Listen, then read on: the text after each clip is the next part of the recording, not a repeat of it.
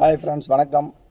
இன்று நமது சக்தி மாரியம்மன் கோவிலில் 34வது நாள் சிறப்பு பூஜையும் அன்னதான விழாவும் நடைபெற இருக்குது. வாங்க எப்படி நடக்குதுன்னு பார்க்கலாம்.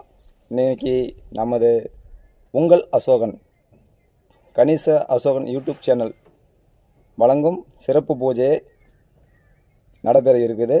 வாங்க உள்ளே போய் பார்க்கலாம்.